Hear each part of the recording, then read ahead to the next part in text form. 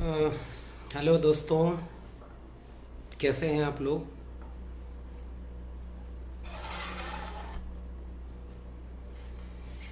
आज Facebook live श्रृंखला के दूसरे भाग में सामाजिक न्याय की पाठशाला में आप सभी का स्वागत है।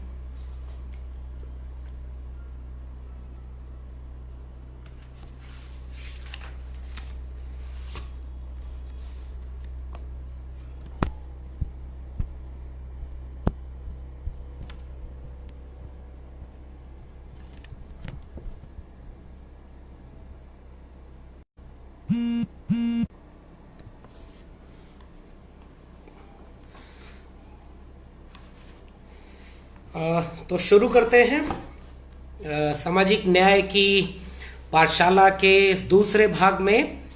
आज हम लोग गुलामगिरी के बहाने ज्योतिबा फूले पर बातचीत करेंगे। भाग एक में हमने डॉक्टर अंबेडकर और उनकी सबसे प्रसिद्ध किताब, जो एक भाषण की शक्ल में थी, जो जाति पात तोड़क मंडल लाहौर के अधिवेशन में उन्हें देने जाना था, जो कि नहीं दिया जा सका, जाति का विनाश, हमने उस पर बात की। आज भाग दो में हम डॉक्टर अंबेडकर जैसे अपना गुरु मानते थे, सामाजिक न्याय की वैचारिकी में एक ऐसा शख्स जिसने समाज सुधार आंदोलनों के ज्ञात इतिहास में एक बहुत बड़ी लकीर खींची, जिसे उपेक्षित किया गया। शिक्षा, न्याय, धर्म के आवरण और तमाम तरह के आडंबरों के खिलाफ जिसने आवाज उठाई, उसे इतिहास ने उतनी जगह नहीं दी जितना देना चाहिए। हम बात कर रहे हैं ज्योतिबा फूले की। महाराष्ट्र के पुणे में महाराष्ट्र का अपना एक इतिहास रहा है, दलित आंदोलन का, सामाजिक सुधार आंदोलनों का। और हम देखते हैं कि भक्ति आंदोलन रहा हो, ज्ञानदेव, नामदेव, तुकाराम का आंदोलन रहा हो, और उसके बाद एक लंबी परंपरा रही हो जहां महाराष्ट्र में एक बहुत विस्तार से सामाजिक सांस्कृतिक परिवर्तन की बुनियाद रची गई। लेकिन उस बीच में पेशवाई का एक शासन आता है। बाजीराव द्वितीय के बाद जो जातिवाद था उसका चरम दिखने लगा। बाजीराव द्वितीय के बाद पूरा मंत्रिमंडल, राज्य की शासन व्यवस्था और सामाजिक सांस्कृतिक प्रतिष्ठानों पर एक ही जाति का दबदबा कायम हो गया, और वो थी ब्राह्मण जाति। और उसके बाद उन्होंने एक पूरी हेजमनी अपनी क्रिएट की, और उसी समय जो अछूतों के साथ सबसे ज्यादा अमानवीय व्यवहार हुए, गले में मटका बांध करके चलना, पीठ के पीछे झाड़ू टांग करके चलना, मुख्य राजमार्ग से नहीं जा सकते, थूक नहीं सकते, सार्वजनिक जगहों पर पानी नहीं पी सकते, और ब्राह्मणों ने यह सारी व्यवस्था को बहुत ठोस ढंग से आरोपित किया। यानी सबसे अमानवीय दौर जो था, उस दौर में ज्योतिबा फूले का परिवार इस पूरे पेशवाई तंत्र को अपने सामने देख रहा था। पिता गोविंदराव और माता चिमड़ाबाई के घर 11 अप्रैल 1827 को दो बच्चों में से एक बच्चे का जन्म होता है, जिसका नाम उन्होंने ज्योति रखा। ज्योति जिस दौर में पैदा हुए थे, वो दौर इसी ब्राह्मणवादी हेजिमनी का दौर था। पेशवाई तंत्र के चलते जो अमानवीय स्थिति हो गई थी, उसका दौर था। वहां एक लड़का पैदा होता है, बचपन में बाल विवाह था, तो 13 वर्ष की उम्र में उनकी शादी कर दी जाती है सावित्री जी से, जिन्हें बाद में हम सावित्रीबाई फूले के नाम से देखते हैं। और एक उनके बिना ज्योतिबा फूले का पूरा संघर्ष पूरा नहीं होता। किसान कामगार जातियों के बीच इनका परिवार पेशेगत तौर पे माली का काम किया करता था, यानी ये जाति से माली घर में पैदा हुए थे। और उस वक्त इनका कुल गोत्र था गोहे, जो फूलों के व्यापार के चलते बाद में फूले से जुड़ा, और आज भी हम ज्योतिराव फूले यानी ज्योतिबा फूले के नाम से जानते हैं। उस बच्चे को पढ़ाने की ललक पिता गोविंदराव फूले में थी, और उन्होंने इनका मिशनरी स्कूलों में दाखिला करवाया, और दाखिला करवा करके इन्होंने फूले को पढ़ाया। और प्राथमिक शिक्षा पूरी करने के बाद ज्योतिबा फूले के पिता एक बात सोचते थे कि क्या पढ़ाई की अहमियत है। फिर उसके बाद पढ़ाई को लेकर के मुश्किलें आने लगीं, तो उनके मोहल्ले में गफ्फार बेग मुंशी जो फारसी के शिक्षक थे और ईसाई पादरी लिजिट थे, इन लोगों ने गोविंद राव को कहा कि तुम्हारा लड़का पढ़ने में बहुत तेज है, इसे तुम आगे जरूर पढ़ाना। फिर उन्होंने ज्योति का एडमिशन स्कॉटिश मिशनरी स्कूल में कराया, जो कि कॉलेज की डिग्री पाने के लिए आगे आगे बढ़ता है। और उसी स्कूल में उसकी कॉलेज की पढ़ाई के दरमियान अंग्रेजी मीडियम की शिक्षा पाई ज्योति ने। सबसे बड़ी बात कि दुनिया के बड़े बड़े विचारकों को पढ़ा, समझा, जाना, और दुनिया के इतिहास को पढ़ा। और जिन दो क्रांतियों से ज्योति सबसे ज्यादा प्रभावित हुए और आगे उनके पूरे आंदोलन, पूरे मिशन में वह बुनियाद बनकर के आती है, वो फ्रांसीसी क्रांति और अमेरिकी क्रांति। और उस पूरे दुनिया के लिटरेचर को पढ़ते हुए ज्योति के मन में उनके साथ पढ़ने वाले तमाम मुस्लिम बच्चे थे, तमाम ब्राह्मण थे, तमाम छोटी जातियों के लोग थे जिनको मौका नहीं मिला था, उनकी दोस्ती होती है। उनके दो सबसे प्रमुख मित्र विठल बालवेरकर और सखाराम परांजपे। तो एक स्कूलिंग और कॉलेज की शिक्षा के बाद ज्योति के मन में ये सब विचार आने शुरू हो गया था कि दुनिया में क्या हो रहा है, और हमारे यहाँ पेशवाई के बाद ब्राह्मणवादी हेजेमनी किस तरह कायम है। और उसके बाद स्कूली शिक्षा पूरी होने के बाद इनको पिता ने कुछ दिन के लिए कहा कि अब तुम अपने उसी माली के पेशे में लग जाओ। वो पूरे चले गए, और उसके दरमियान एक घटना घटती है। उस विचारों से आंदोलित होते हुए एक व्यक्ति के सामने उसके सबसे परम मित्र जो ब्राह्मण था, उसने अपनी शादी में ज्योति को बुलाया। ज्योति उसकी शादी में जाते हैं, बारात चल रही है दूल्हे के साथ, और अचानक एक ब्राह्मण के नजर पड़ती है कि ये गैर ब्राह्मण हमारी बारात में कैसे आ गया। और उस समय उनको दुत्कार करके उस बारात से निकाला जाता है। एक प्रसंग में पढ़ रहा था, एक जीवनी में उनके यह भी लिखा है कि जब वो उस बारात से केवल अपनी जाति के नाते निकाले गए कि ये ब्राह्मणों की बारात है, केवल ब्राह्मण जाएंगे, तो उस समय बगल में एक अछूत पेड़ के पीछे छिपा हुआ था, उसके गले में मटका था, पीछे झाड़ू बंधी हुई थी। वो ज्योति को देखकर हंसने लगा।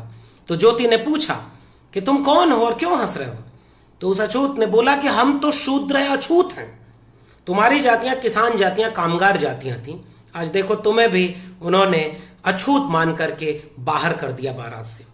इस घटना ने ज्योति के जीवन को बदल कर रख दिया, और वो उसके बाद एक नए सामाजिक सांस्कृतिक आंदोलनकारी के रूप में निकलता हुआ एक नायक हमारे सामने आता है, जिसे गेल आमवेट के एक बहुत प्रसिद्ध लेख के तर्ज पे मैं कहना चाहूंगा, महात्मा। 1888 का वक्त था, मुंबई में एक बहुत बड़ी सभा हुई थी। उस सभा में सामान्य कामगार, ज्योतिबा फूले की भाषा में कहें तो शूद्र और अतिशूद्र इकट्ठा हुए थे, तमाम लोग थे, और उन्होंने एक स्वर में ज्योति के भाषण के पूरा होने के बाद कहा कि आप हमारे लिए महात्मा हैं। और उसके बाद उनके नाम के साथ महात्मा ज्योतिराव फूले जुड़ा। और गेल आमवेट का लेख आपको जरूर पढ़ना चाहिए, महात्मा बनाम महात्मा। तो ऐसा जीवन जिस व्यक्ति का रहा हो, उसके बारे में हम आज कुछ बातचीत करेंगे। मैं फिर से कहना चाहता हूं कि मेरी इस बातचीत का बहुत बड़ा हिस्सा, चूंकि समय कम होता है, तो एक बड़े नायक पर आधे घंटे 45 मिनट में बात करना उसके पूरे जीवन के साथ अन्याय करना है। उनके काम पर इतने कम वक्त में बात नहीं की जा सकती। उन्होंने अगर शिक्षा पर ही जो काम किया है उसी पर बात की जाए तो कई दिन लग जाएंगे। नारी को लेकर के बात है, सेल्फ डिग्निटी का जो मूवमेंट है, उसके बाद फिर जो अंग्रेजों से रिश्ता है, पॉलिटिकल इन्फ्लुएंस है, उन सारी चीजों पर बहुत विस्तार में बात हो सकती है। लेकिन मैं गुस्ताखी ये करूंगा कि मैं बहुत संक्षेप में ज्योतिबा फूले पर बात करने की कोशिश करूंगा और उसके बाद उनकी सबसे प्रसिद्ध किताब गुलामगिरी, और इस गुलामगिरी के साथ हम अपनी बातचीत पूरी करेंगे। इसके पहले मैं बताऊं कि इनके ज्योतिबा फूले की एक जीवनी लिखी है धनंजय कीर ने। धनंजय कीर वही व्यक्ति हैं जिन्होंने डॉक्टर अंबेडकर की भी जीवनी लिखी है। आपको उस किताब को पढ़ना चाहिए, धनंजय कीर की जीवनी ज्योतिबा फूले। दूसरी एक किताब एनबीटी से आई है ज्योति चरित नाम से। इस किताब को लक्ष्मण शास्त्री जोशी ने 1990 में लिखना शुरू किया था, 1991 में पूरी हुई ये किताब। इसको एनबीटी से आप ले सकते हैं, ज्योति चरित के नाम से ये किताब है।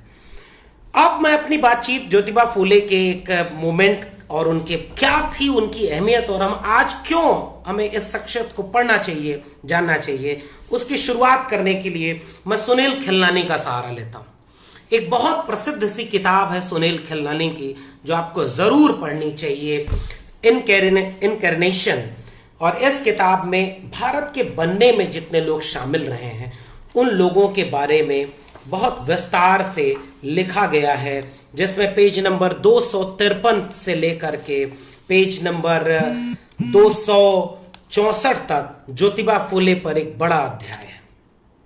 तो सुनील खिलनानी ने बहुत विस्तार में बताया कि एक विचारक जो क्रिश्चियन मिशनरियों के बीच से अपनी तालीम हासिल कर रहा था, अंग्रेजी माध्यम की पढ़ाई लिखाई कर रहा था, और जो Martin Luther King, Abraham Lincoln, George Washington, इन लोगों को देख रहा था, जॉर्ज वॉशिंगटन को, मार्टिन लूथर किंग को, और उसके बाद उस जो दुनिया के सबसे प्रसिद्ध समाजशास्त्री विचारक रहे टॉमस पेन, जिन्हें ज्योतिबा फूले अपना गुरु मानते थे। तो इन सारे लोगों के बीच से एक ऐसा नायक हमारे बीच पैदा हो रहा था जिसको सुनील खिलनानी इनकैर्नेशन किताब में शुरुआत में लिखते हैं कि दुनिया की सभ्यता एक बगीचे की तरह है। हर वक्त उस बगीचे में एक माली की जरूरत होती है जो खरपतवार को काटता है, बेतरतीबियों को सहेजता है और उस बगीचे को खूबसूरत बनाता है। ज्योतिबा फूले भारतीय समाज के लिए माली तबके से आए हुए एक ऐसे माली थे जिन्होंने फूलों का व्यापार ही नहीं किया, साग सब्जी की दुकानें ही नहीं की। उन्होंने इस मानव भारतीय संस्कृति को एक बौद्धिक रूप से नए आयाम में चुनौती दी। ज्योतिबा फूले ने एक सामाजिक और सांस्कृतिक विचार विमर्श खड़ा किया जिसकी परंपरा फूले से, बुद्ध से लेकर के महाराष्ट्र के सामाजिक आंदोलनों की बनी बनाई परंपरा थी, उसे व्यवस्थित किया। तो आज हम उस नायक पर बात कर रहे हैं जिसे अंबेडकर अपना गुरु मानते थे, जिसने इस पूरे एक किताब से उस जमाने के तमाम बड़े स्थापित नामों को चुनौती दी थी। एक सवाल के जरिए मैं अपनी बातचीत शुरू करूंगा कि बहुत प्रसिद्ध कथन है, शिकारी अगर इतिहास लिखेंगे तो हिरणों का इतिहास नहीं आएगा, हिरणों को अपना इतिहास खुद लिखना होगा। राजा राम मोहन राय, ईश्वरचंद विद्यासागर, विवेकानंद, दयानंद हमारे लिए समाज सुधारक हैं।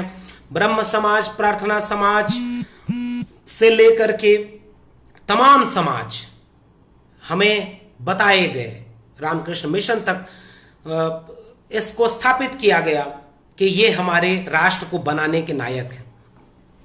लेकिन सत्य शोधक समाज के रचयिता जिस माली ने दरअसल भारतीय महाद्वीप के बगीचे की असली कांटों को निकाला था, उसे इतिहास में महानायक का दर्जा नहीं दिया गया, भारतीय राष्ट्र निर्माता का दर्जा नहीं दिया गया। हमने अपने नैतिक शिक्षाओं के एक पाठ्यक्रम में छोटा सा हिस्सा जोड़ दिया कि ये ज्योतिबा फूले और सावित्रीबाई फूले हैं जिन्होंने यहां स्कूल खोल दिया था, जिन्होंने सत्यशोधक समाज चलाया था, और इतने बड़े व्यक्तित्व को हमने मात्र इन एक दो खांचों में कैद कर दिया। बातचीत के इस क्रम में हम जब आगे बढ़ते हैं तो मैं कुछ उनके जो बहुत महत्वपूर्ण काम है वहां से बातचीत शुरू करूंगा और बातचीत के आखिरी हिस्सों में मैं कोशिश करूंगा कि गुलामगिरी के कुछ पन्नों को आपके सामने साझा करूं। हम जानते हैं कि आज के इस वक्त में हमारी चुनौती क्या है, यहीं से बातचीत शुरू करते हैं।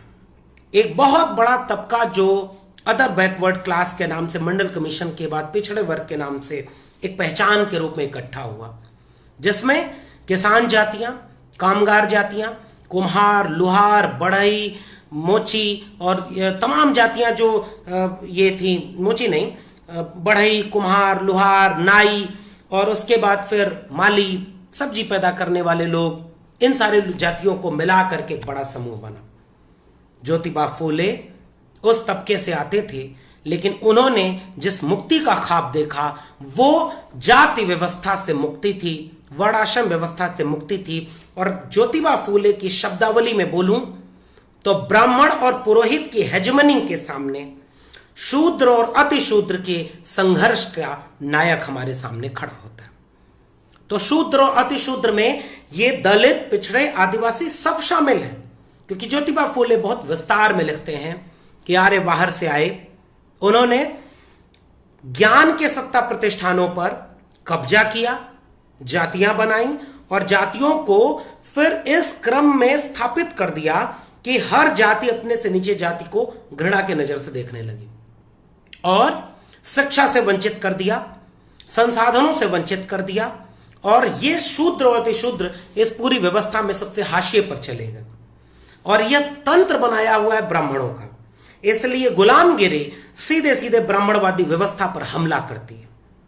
तो ज्योतिबा फूले को एक बात समझ में आ गई थी कि मुक्ति का द्वार शिक्षा से है, और मुख्य रूप से उन्होंने जो सबसे प्राथमिक काम शुरू किया वो शिक्षा पर शुरू किया, क्योंकि खुद वो शिक्षित होकर के आगे आए थे। तो उन शिक्षा से वंचित तबकों को वो कहते हैं आप शूद्र अतिशूद्र हैं।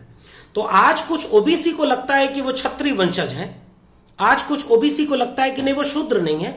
तो आपके ओबीसी तबके से आने वाले ज्योतिबा फूले कह रहे हैं कि आपको शिक्षा का अधिकार नहीं था, आप राजा नहीं बन सकते थे, आप उत्पादन कार्य में शामिल थे, आप शस्त्र नहीं उठा सकते थे। शिवाजी को इसीलिए नायक के तौर पर ज्योतिबा फूले बार बार याद करते हैं कि ब्राह्मणवादी परंपरा के खिलाफ वो गैर ब्राह्मणवाद की एक बड़ी आवाज थी। इसलिए ज्योतिबा फूले शिवाजी को बहुत बहुत सम्मान के साथ याद करते हैं और उनको अपना नायक मानते हैं और कहते हैं कि आप सब वंचित थे, इसलिए आप शूद्र अतिशूद्र में आते हैं। तो ओबीसी तबके को खास तौर पर ज्योतिबा फूले को पढ़ने की जरूरत है। क्या सबसे प्रसिद्ध वाक्य उन्होंने क्या कहा? विद्या बिना मति गई, मति बिना गति गई, गति बिना नीति गई, नीति बिना वित्त गया। और उसके बाद उन्होंने सबसे बहुत महत्वपूर्ण बात आखिरी में उन्होंने, मैं आऊंगा अभंग पर, उन्होंने लिखा क्या कि सत्ता की मस्ती में उनकी शिक्षा बंद कर दी, शूद्रों ने स्वीकार कर लिया हमेशा के लिए, मन उजलकर खाक हो गया जब अंग्रेज आया। यहां से याद रखिएगा कि ज्योतिबा फूले अंग्रेजी शासन व्यवस्था को बाकी राष्ट्र के नायकों से अलग कुछ मुख्तलिफ अंदाज में देखते थे। आगे अभी उस पर चर्चा करेंगे। मन उजलकर खाक हो गया जब अंग्रेज आया, ज्ञान रूपी माँ ने हमको दूध पिलाया, ज्ञान रूपी माँ ने, अब तो तुम भी पीछे ना आओ भाइयों, पूरी तरह जलाकर खाक कर दो मनुवाद को, हम शिक्षा पाते ही पाएंगे वह सुख, पढ़ लो मेरा लेख ज्योतिराव कहें। तो यहां से उस पहली बात को हम लोग शुरू करते हैं कि किस प्रकार से ज्योतिबा फूले ने शिक्षा को पहली अहमियत दी और स्कूल खोलने की शुरुआत की। उनके मित्र उस्मान शेख ने जमीन दी और उन्होंने पहली बार लड़कियों के लिए स्कूल खोला जो 1848 में शुरू होता है। और उस स्कूल में जो जमीन थी वो पुराने गंजपेट मोहल्ले में अपने दोस्त गोविंद के जरिए उन्होंने दूसरा स्कूल खोला और तीसरा स्कूल 1851 में खोला। तो उस जमाने में ज्योतिराव फूले ने सीधे सीधे ये कहा कि महार, मांग, मोची जैसी अछूत जातियों की बालिकाओं का आपने एडमिशन किया। ज्योतिराव ने कहा कि आप गुलाम इसलिए हैं क्योंकि आपको शिक्षा से वंचित रखा गया, तो आप शूद्र और अतिशूद्र बने रहे, और ऊपर ब्राह्मण, क्षत्रिय, वैश्य ये तीनों अपनी हेजमनी कायम रखे। इसलिए आपको शिक्षा ही मुक्ति का द्वार देगी। और इस नजरिए से वो अंग्रेज शासन को एक सकारात्मक दृष्टिकोण से देखते हैं। क्या हम अपने पूरे विमर्श को केवल इस बात से नापेंगे कि कौन अंग्रेजों के खिलाफ खड़ा था, कौन नहीं खड़ा था? तो एक बहुत बड़ा तबका जो कह रहा है कि शिक्षा मिलने का द्वार हमारे अंग्रेजी शासन से शुरू हुआ, इस नाम पर ज्योतिबा फूले की उपेक्षा की गई, उल्हाना दिया गया। लेकिन गुलामगिरी पढ़ेंगे तब भी हम देखेंगे, और इस किताब में आगे भी हम बात करेंगे कि ज्योतिबा फूले ने कभी यह नहीं कहा कि अंग्रेज शासन यहां बना रहे। यह ज्योतिबा फूले की एक पॉलिटिकल टैक्टिस थी कि इसी टैक्टिस के आधार पर उन्होंने 1857 के स्वतंत्रता आंदोलन का विरोध किया था, और उन्होंने कहा कि अगर स्वतंत्रता आंदोलन में तुम जीत जाओगे तो वही पेशवाई का जो ब्राह्मण राज है वो स्थापित हो जाएगा। हम शिक्षा से, जमीन से, अपने काम के पेशों से वंचित कर दिए जाएंगे, इसलिए हमें अंग्रेज राज में बराबरी की जरूरत है। और हमारे इतिहास में क्या हमें बताया गया कि ज्योतिराव फूले तो अंग्रेज परस्त थे, ज्योतिराव फूले तो आजादी के आंदोलन के विरोधी थे। तो ज्योतिराव फूले ने जो यह काम किया, इस काम को आपने देखा नहीं, तो इस पॉलिटिकल टैक्टिस का इंटरप्रिटेशन की व्याख्या इतनी गलत कर दी गई कि ज्ञान के सत्ता प्रतिष्ठानों में जो ब्राह्मण काबिज थे उन्होंने ज्योतिराव फूले को उपेक्षित कर दिया।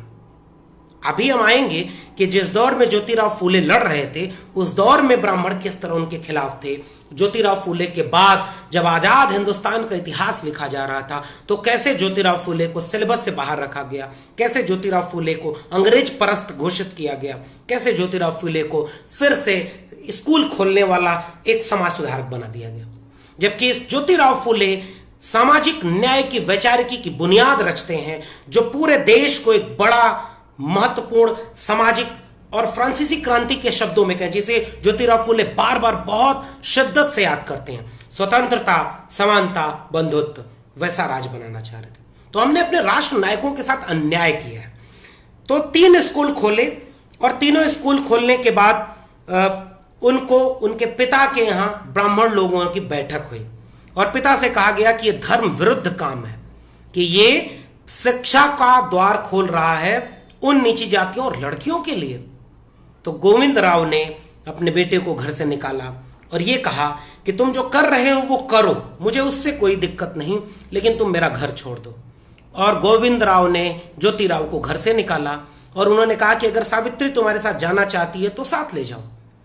सावित्रीबाई फूले और ज्योतिबा फूले दोनों घर छोड़ करके चले जाते हैं, लेकिन अपने मिशन को आगे बढ़ाते हैं, 3 स्कूल स्टेब्लिश करते हैं। क्या हमने ज्योतिबा फूले, सावित्रीबाई फूले को अपने एजुकेशन की हिस्ट्री में पढ़ा?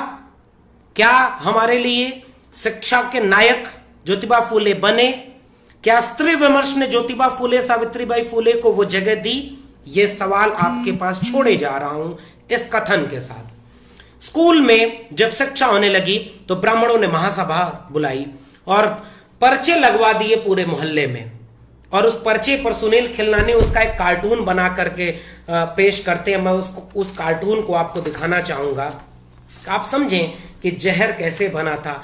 सुनील खिलनानी अपनी किताब में इनकैर्नेशन में ये देखिए कार्टून बनाते हैं, शायद आपको उल्टा दिख रहा होगा। उस कार्टून पे जो लिखा है वो मैं पढ़ता हूं। जो सावित्रीबाई फूले की फोटो बनी हुई है और उस पर लिखा हुआ है wanted Savitribai Phule the educating Shudra and anti Shudra girls, ये अति शूद्रा गर्ल, सॉरी। और ब्राह्मण लोग चोटी लगाए हुए, चोटी पहने हुए घरों पर ये पोस्टर लगा रहे हैं।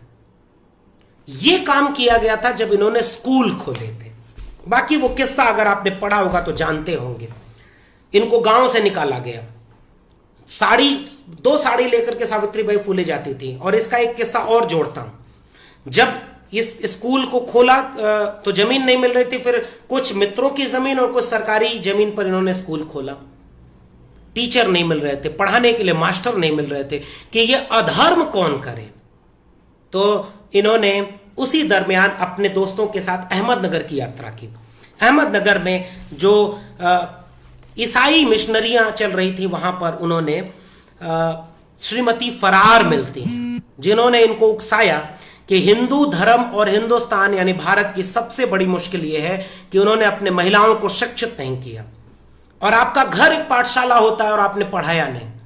और उसके लौट के आने के बाद इन्होंने सावित्रीबाई फुले को पढ़ाया, और उसी दरमियान वो स्कूल खोलने की पूरी प्रक्रिया चली।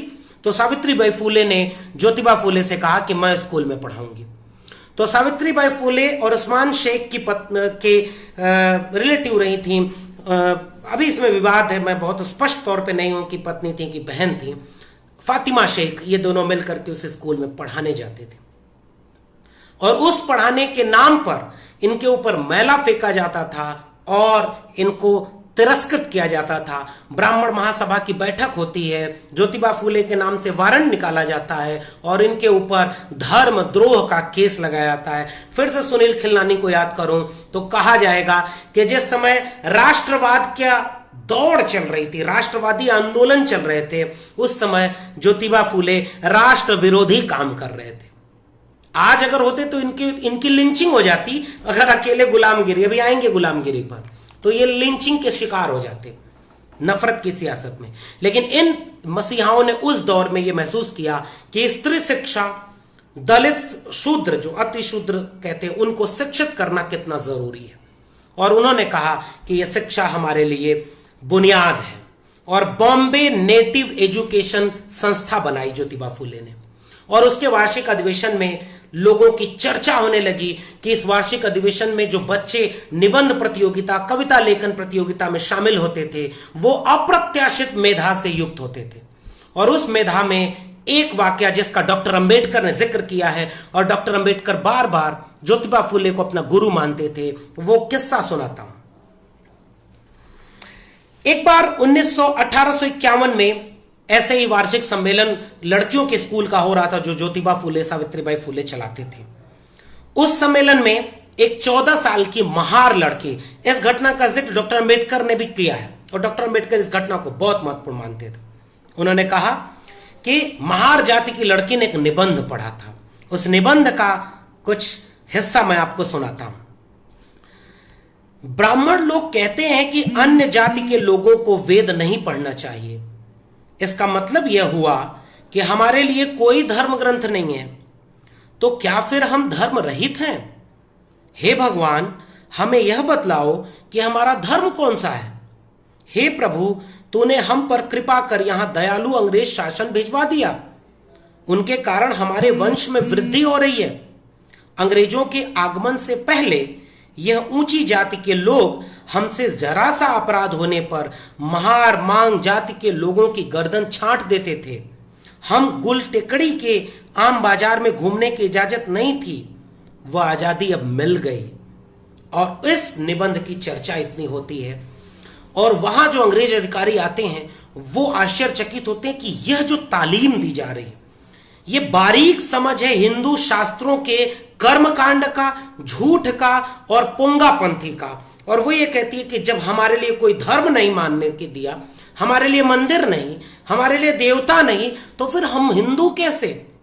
और इस 14 साल की बच्ची का, महार बच्ची का जिक्र अंबेडकर करते हैं। इस पूरी प्रक्रिया में जो पूरा एक एजुकेशन हब की तरह से पुणे को बनाया इन्होंने भी ज्योतिबा फुले ने, तो यह ज्योतिबा फुले का सबसे प्राइमरी और सबसे बुनियादी काम था। शिक्षा, लड़कियों के लिए शिक्षा और घर की महिलाओं को पढ़ाने की बात।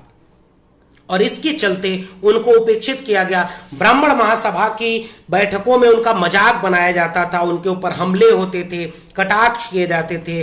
और उसके बाद फिर से इन्होंने अपने इस चीज को आगे ही बढ़ाया और students literary and scientific society नामक संस्था बंबई में बनाई गई, और उसके बाद इन्होंने इस पूरे मुहिम को आगे बढ़ाया।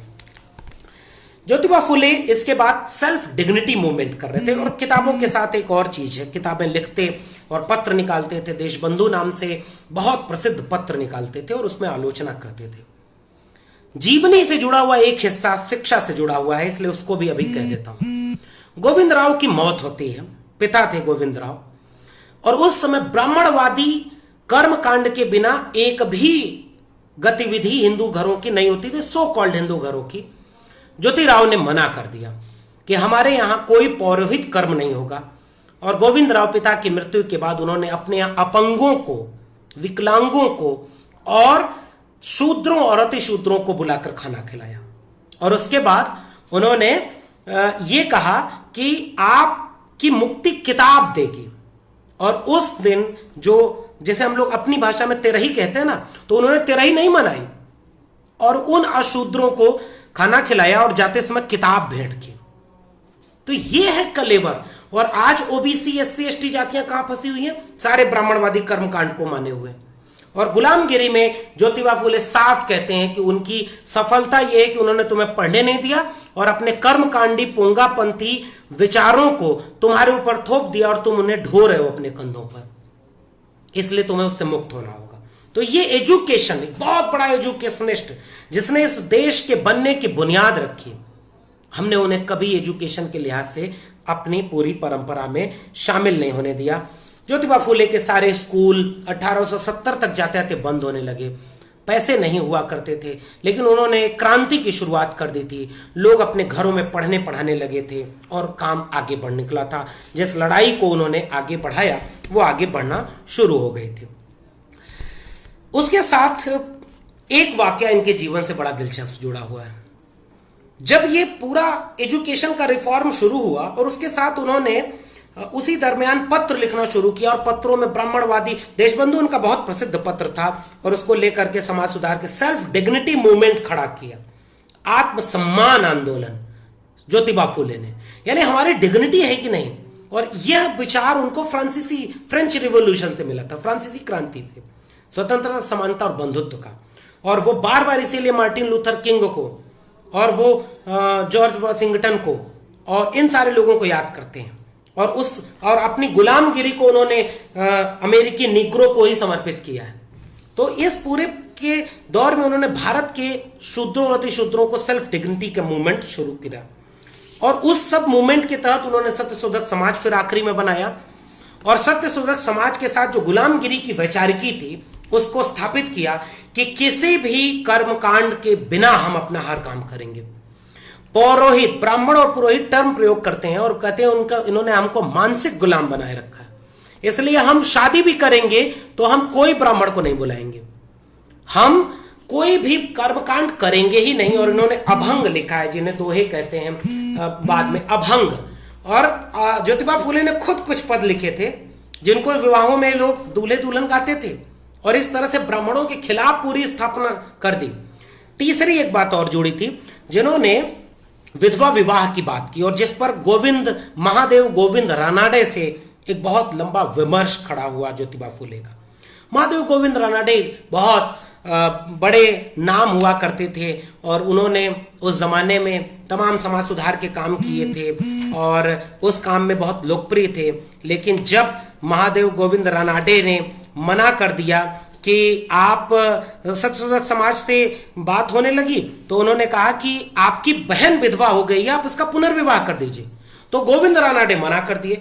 तो ज्योतिबा फूले ने कहा कि तुम स्वयं को समाज सुधारक की डींग मत हाका करिए, आप दोगले लोग हैं। और वही गोविंद रानाडे, जब रानाडे ने अपनी उम्र से 32वें साल में एक 12 वर्ष की बालिका से दूसरा विवाह किया, खुद अपना विवाह किया और उन्होंने नहीं किया। आर्य समाज से इसी बात में विमर्श हुआ और तमाम लोगों से विमर्श हुआ।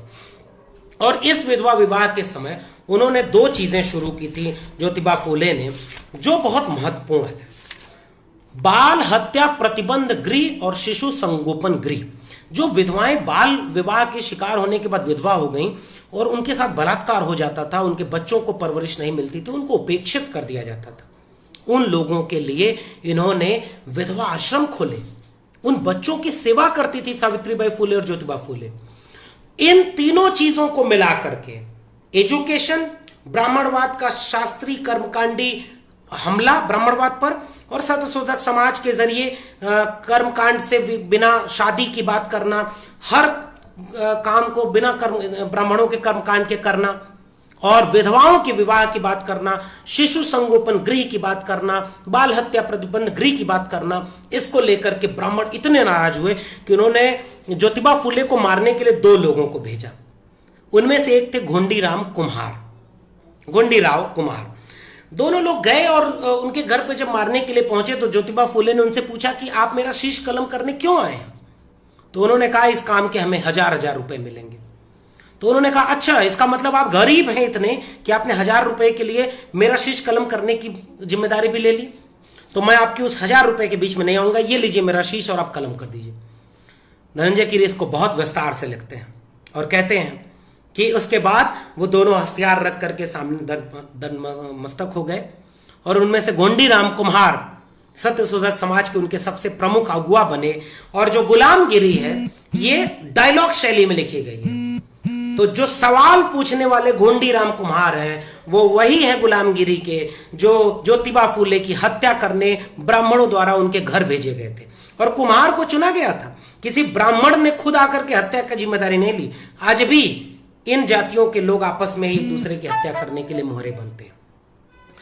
वो गोंडीराम कुम्हार के जरिए इन्होंने पूरा विस्तार में गुलामगिरी की बात की। अब एक और अहम बात जो ज्योतिबा फुले के बारे में कभी न पढ़ने दी गई और जब न पढ़ाई गई, हमने जैसे डॉक्टर अंबेडकर के लिए कहा कि डॉक्टर अंबेडकर को दलितों का मसीहा, आरक्षण का मसीहा, संविधान का ड्राफ्टिंग कमेटी का चेयरमैन, इतना ही खांचे में बनाया गया। लेकिन इन लोगों के पास जो श्रमिकों को लेकर के चेतना थी, मजदूरों को लेकर के जो काम किया, इसको कभी पढ़ने नहीं दिया गया। मैं आपसे सवाल करता हूं, क्या आपको पता है कि किसानों के लिए ज्योतिबा फुले ने कुछ काम किया है? मजदूरों के लिए मिल आंदोलन की अगुवाई की थी बंबई में ज्योतिबा फुले ने, कभी आपको पढ़ने दिया गया? इसीलिए तो ज्योतिबा फुले को सिलेबस से बाहर रखा गया और महात्मा को दूसरे महात्मा से रिप्लेस किया गया। आर्य समाज, ब्रह्म समाज, प्रार्थना समाज को जितना आप जानते हैं, क्या उतना आप सत्यशोधक समाज को जानते हैं? ईमानदारी से यह सवाल खुद से करिए। आइए देखते हैं कि उन्होंने ब्राह्मणवाद और इन सब की आलोचना के साथ असल में क्या किया। मजदूरों के लिए उन्होंने, वो दौर था जब उस समय कई अकाल पड़े थे और किसान के कुछ विद्रोह हुए थे। उन्होंने एक विद्रोह के समय धनकवाड़ी कैंप में, अकाल के समय धनकवाड़ी कैंप में हजारों बच्चों के, भूखमरी के शिकार बच्चों के लिए ठहरने और खाने का इंतजाम किया। और उस समय डेक्कन एग्रीकल्चर रिलीफ एक्ट के लिए उन्होंने किसानों की काम किया। यह अकाल 1860 तक बना रहा जब अकाल पड़ा था वहां पर। तो उस समय अहमदाबाद, पुणे, सतारे, सोलापुर इत्यादि शहरों में किसानों और साहूकारों में ठन जाने के कारण दंगे हो गए। स्थिति बिगड़ती नजर आने लगी। साहूकार लोग किसानों को कर्ज देते समय दस्तावेजों पर ज्यादा रकम दिखवाने लगे। लोगों ने उनकी धूर्तना नहीं सही, शिकायत हुई और ज्योतिबा फुले उस आंदोलन में शरीक होते हैं और किसानों के लिए डेक्कन एग्रीकल्चरिस्ट रिलीफ एक्ट बनता है। क्या आपने पढ़ा क्या कभी कि ज्योतिबा फुले किसानों के लिए नेता भी थे? नहीं पढ़ने दिया गया। आगे उसके बाद उन्होंने 1869 में ये कहा कि खाद और बीज की बात की कि किसानों को खाद और बीज नहीं मिली। ज्योतिबा फुले ने कहा कि किसानों को पढ़ने का हक नहीं मिला, किसान जातियों को, और इसकी वजह से उनके पास टेक्निक नहीं डेवलप हुई और वो इस पूरे पेशे को जितना अच्छा कर सकते थे वो अच्छा नहीं कर पाए। इसलिए उन्होंने किसानों के शिक्षा की बात की। और उसके बाद दूसरी बात मजदूरों की बात थी। एक वाकया पढ़ता हूं, मजदूरों के लिए ज्योतिबा फुले क्या सोचते हैं। इन दिन इस मिल मजदूरों के दिन में 14-14 घंटों तक अपना खून पसीना एक करना पड़ता था। देशबंधु अखबार जो ज्योतिबा फुले निकालते थे, उसने इस बात की ओर ध्यान खींचा। अखबार में यह बार बार दोहराया गया कि मजदूरों को एक ही हालत में घंटों काम करने के लिए जुटा रहना पड़ता है। लेकिन मिल मालिकों का कहना था कि मिल मजदूरों को बारी बारी खुली हवा में घूमने दिया जाता है, हम उन्हें आराम करने का अवसर देते हैं। इस पर दीनबंधु में ज्योतिबा फुले ने जवाब दिया कि मिल मजदूर अगर मिल से बाहर आ जाता है तो हर मजदूर को इसके लिए 4 आना दंड दिया जाता है, आराम नहीं मिलता। छोटे छोटे बालक सारा दिन मिल में काम करते हैं। इन सारी शिकायतों की जांच करने के लिए सतत 75 में कमेटी बनी और उसके बाद देशबंधु अखबार मजदूरों की आवाज का बुलंद आवाज बन के सामने आया। यानी किसान और मजदूर की बात करने वाला ज्योतिबा फुले क्या इस राष्ट्र के नायक के बतौर स्थापित हो पाया? नहीं होने दिया गया। यह एक सबसे बड़ी बात थी। और 1880 में जाकर के उन्होंने मिल हैंड एसोसिएशन बनाई, जो हिंदुस्तान में मजदूरों की पहली एसोसिएशन थी। लिडन कमेटी बनती है और उसके सामने उन्होंने कहा, ज्योतिबा फुले ने, कि आपको गरीब किसानों और मजदूरों के लिए बात करनी होगी। और वह बात उन्होंने किसान आंदोलन और मजदूर आंदोलन को आगे बढ़ाया। हंटर कमीशन एक बहुत महत्वपूर्ण कमीशन है। हंटर कमीशन का जिक्र किए बिना ज्योतिबा फुले की बात करना अधूरा होगा। हंटर कमीशन एजुकेशन से जुड़ा हुआ था और अपने निवेदन में ज्योतिबा फुले ने जो बात लिखी थी, अगर आपने यह बात सुन ली ध्यान से तो आप समझेंगे कि एजुकेशनिस्ट फुले सोचते क्या थे। सरकार कुछ ऐसे मधुर अपने सपने सजे हुए हैं कि ऊंचे तबके के लोग पढ़ लिख कर नीचे के तबके में जीने वाले निरक्षर लोगों में शिक्षा का प्रसार करेंगे। इस सुहाने सपने में खोई सरकार गरीब किसानों से जो लगान वसूल करती है, उस सारी रकम से हासिल की गई कमाई वरिष्ठ वर्ग के शिक्षित करने के लिए लुटाती है। सारे विद्यावान धनवानों के बेटों को शिक्षित करते हैं, उनकी भौतिक उन्नति में सहायक होते हैं, लेकिन ये पढ़े लिखे अमीर जादे विद्यालयों में सुशिक्षित होकर निकली संपन्न घरानों की संतानें अपने देशवासियों की उन्नति के लिए कभी कोई योगदान नहीं देते। इन विद्यापीठों से उपाधियां प्राप्त करके निकले नौजवानों ने आम जनता के लिए क्या किया? क्या उन्होंने खुद अपने घर पर या कहीं पर भी कोई पाठशाला शुरू की अनपढ़ अनाड़ी बांधवों के लिए? ये सारी बात उन्होंने लिखा। राष्ट्र के कल्याण की मुक्ति शिक्षा से होती है, इसलिए आप शिक्षित लोगों की जिम्मेदारी तय करिए। और देशबंधु में सवाल करके हंटर कमीशन के आगे रिप्रेजेंटेशन देते हैं ज्योतिबा फुले। ज्योतिबा फुले एजुकेशन को मुक्ति का द्वार मानते हैं और एजुकेशन न मिलने को गुलामी का सबसे बड़ा कारण मानते हैं। आपने कभी इस चीज को नहीं पढ़ने दिया गया। और उन्होंने कहा इस सब पर ब्राह्मण का कब्जा है और ब्राह्मण कभी भी इन चीजों की वजह से कभी आगे एजुकेशन को फैलने नहीं देता है। किसानों को लगान वसूल करने की बात उन्होंने कहा कि आप किसानों के लगान वसूल करते हैं और उससे वसूल किए हुए पैसे को अपर कास्ट और ब्राह्मणों में खर्च करते हैं। किसान का पैसा 9/10 पैसा कभी भी किसान के ऊपर नहीं जाता। किसान भूखों मर रहा है, वह आप नहीं करते। तीसरी बात शिक्षा से जुड़ी हुई यह है कि वो गवर्नमेंट एजुकेशन यानी पब्लिक फंडेड एजुकेशन की हिमायती थे, जिसे आप सरकारी स्कूल कहते हैं। और अंग्रेजों को बार बार कहते थे कि आप सरकारी हाथों में शिक्षा, प्राथमिक शिक्षा, माध्यमिक शिक्षा और उच्च शिक्षा तीनों की बात करते थे। और वो कहते थे कि आप इनके हाथ में मत दीजिए जिन्होंने सदियों से हमें शिक्षित ही नहीं होने दिया। और यही बात आज भी चली आ रही है। आज जब मनुवादी रोस्टर की लड़ाई होती है, आज जब एजुकेशन को प्राइवेटाइज करने की बात होती है, तो हम ज्योतिबा फुले को नहीं याद करते, जबकि हमें एक सबसे बड़ा एजुकेशनिस्ट अगर कोई मिला है तो ज्योतिबा फुले।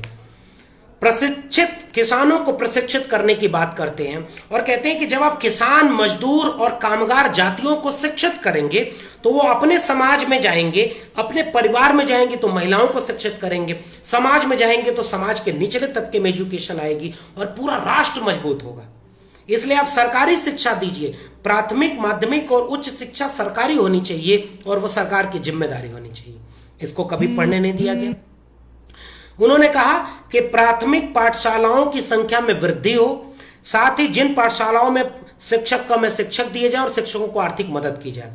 किसानों से जो लगान वसूल किया जाता है उसका आधा हिस्सा प्राथमिक शिक्षा पर खर्च हो। कभी आपको पढ़ने दिया गया क्या कि किसान हितैषी, किसानों के क्रांतिकारी नेता ज्योतिबा फुले हैं? कभी मजदूरों के क्रांतिकारी नेता नहीं बना दिया गया। इसलिए और एजुकेशनिस्ट तो कभी होने नहीं दिया गया।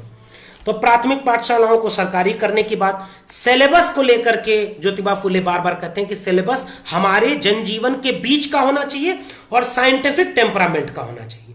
दुनिया वैज्ञानिक प्रगति को पढ़ रही है और हम कर्मकांड पोंगा पंथ को पढ़ रहे हैं, तो हम कौन सी पीढ़ी तैयार कर रहे हैं? उच्च शिक्षा में कहा गया कि विश्वविद्यालय खोले जाने चाहिए हर एक बड़े जगहों पर। बंबई विश्वविद्यालय का उदाहरण देते हुए उन्होंने कहा था कि आपको देश भर के बड़े बड़े हिस्सों में विश्वविद्यालय खोले जाने चाहिए। और उन्होंने उदाहरण दिया था कि आप इतनी आबादी पर इतना कम शिक्षण संस्थान है तो पढ़ाई होगी ही नहीं, इसलिए हर जगह पर एजुकेशन बनाया जाए। और उस एजुकेशन में हंटर कमीशन सामने उन्होंने रिपोर्ट में दी कि बालिकाओं को अधिक से अधिक शिक्षा दी जाए, किसानों को शिक्षा दी जाए। और आपको जानकर आश्चर्य होगा कि उन्होंने शेतकार्याचा आसूड़ नाम से एक किताब लिखी, जिसको हिंदी में ट्रांसलेट किया गया किसान का कोड़ा। किसान का चिंतक था, किसान नेता था ज्योतिबा फूले जैसा नायक। हमने किसानों के बारे में ज्योतिबा फूले को न पढ़ने दिया गया न पढ़ाने दिया गया। किसान के कोड़ा में वो बार बार इस बात का जिक्र करते हैं कि ये जो कामगार जातियां हैं, बिन विद्या है मति ही रानी, मति के बिना है नीति गई, नीति नहीं तो गति हो कैसे, बिना गति के दौलत न रही, बिन दौलत टूटा शूद्र का जीवन, हाय एक अविद्या से विपदा कैसे विपट बढ़ी। और किसानों के एजुकेशन की बात करने वाला नायक हमारे सामने ज्योतिबा फूले। तीन तरह के किसानों की बात करते हैं, कुणबी, माली और धनगढ़। और उन्होंने कहा कि कुछ के पास जमीन थी, कुछ के पास जमीन के साथ पशुपालन था और कुछ के पास कुछ भी नहीं था, वो सब कुछ से वंचित थे। तो शूद्र और अतिशूद्र, ओबीसी, एससी, एसटी तीनों को एक होकर के शूद्र और अतिशूद्र मानते हैं। तो ओबीसी भाइयों, कम से कम ज्योतिबा फूले को पढ़ लो भाई। आप गोलवलकर, हेडगवार और गोडसे और सावरकर से नहीं लड़ पाएंगे, गुलाम रह जाएंगे, जिसकी बात उन्होंने तब कही थी। और मैं आता हूं इस पर कि गुलामी की बात क्या कर रहे थे। तो इस तरह से उन्होंने कहा कि लुहार, कुम्हार, बढ़ई, नाई, कामगार, इनके लिए जुलाहा, लुहार, काश्तकार, इनके पास सारा संसाधन कब्जा है ब्राह्मणों के पास। तो ये दुनिया की सबसे निकृष्ट और कमजोर जातियां हो गई हैं। और ब्राह्मणों ने एक और काम क्या किया कि इनको विदेश नहीं जाना है तो टेक्निकल एजुकेशन नहीं आ पाई, और जो पतन था अशिक्षा के जरिए, संसाधनहीनता के जरिए, उसको ब्राह्मणवादी शास्त्रों के थोप देने से इनको आपस में लड़ाया। और ये कहा कि तुम ब्राह्मणवादी शास्त्रों का विरोध नहीं कर सकते थे। इसलिए उस ढोंग ढकोसले में इन लोगों ने अपना पूरा पतन कर दिया और पूरे जीवन ब्राह्मणों की चापलूसी में लगा दिया। और वो ब्राह्मण शास्त्रों की चापलूसी के जरिए सारी चीजों पर हम कब्जा किए हुए थे। और इसलिए किसानों की बात करते हुए ज्योतिबा फूले स्पार्टा के वीरों को याद करते हैं और कहते हैं कि हम कामगार जातियां हैं, हम इस देश को, दुनिया को बनाने वाले हैं, और हमें स्पार्टा के वीरों की तरह लड़ करके अपने इस देश को गणतंत्र बनाना है, डेमोक्रेसी। इसकी बात करने वाला कभी हमारे सामने नायक नहीं बनाने दिया गया। और उसके बाद इनको किस तरह से उपेक्षित किया गया। किसान मजदूर की बात जब हुई तो उसको उन्होंने हमें पढ़ने नहीं दिया गया। और 57 के विद्रोह की बात हो गई। और इसके बाद एक चीज और जो है वो कह करके मैं अपनी बात को आगे ले चलूंगा। जब सत्यशोधक समाज बना तो सत्यशोधक समाज का प्रमुख काम यह हुआ करता था कि वो हर तरह के ब्राह्मणवाद के खिलाफ। उस पूरी सत्यशोधक समाज की बुनियादी किताब बनी गुलामगिरी। गुलामगिरी 1873 में लिखी गई।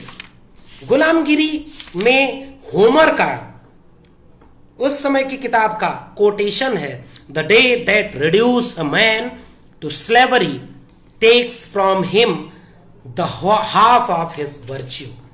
यह किताब पहले अंग्रेजी में लिखी गई थी और इसका नाम था स्लेवरी। और इस किताब की एक और इंटरेस्टिंग बात बताता हूं।